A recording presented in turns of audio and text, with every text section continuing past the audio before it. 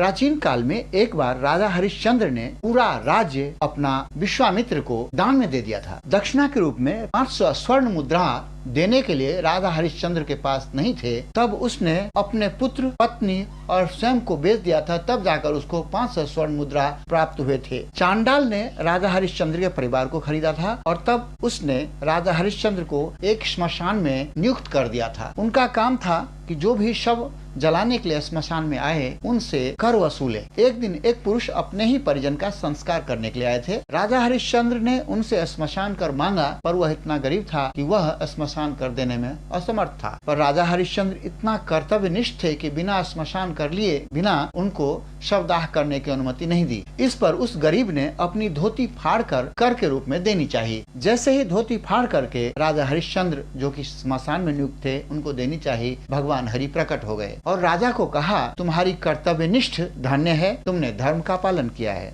तुमने सत्य को धारण करके उच्च आदर्श स्थापित किया है। उस श्मशान में काफी दिन बीतने के बाद राजा हरिश्चंद्र ने गौतम ऋषि से दुखी होकर पूछा कि मेरा उद्धार कैसे होगा। तब महर्षि गौतम ने राजा हरिश्चंद्र को कहा कि भाद्र मास की कृष्ण पक्ष की एकादशी को करना। तब राजा हरिश्चंद्र ने इस एकादशी को विधि पूर्वक संपन्न किया, जिसके प्रभाव से राजा हरिश्चंद्र सभी दुखों से छूट गया तथा पुत्र और पत्नी के साथ उसका पुनर्मिलन हुआ। यह अजा अथवा जया एकादशी 19 अगस्त 2025 को होगा। इस जया एकादशी को करने से पूर्व जन्म में किए हुए पाप से मुक्ति मिल जाती है। हर हर महादेव।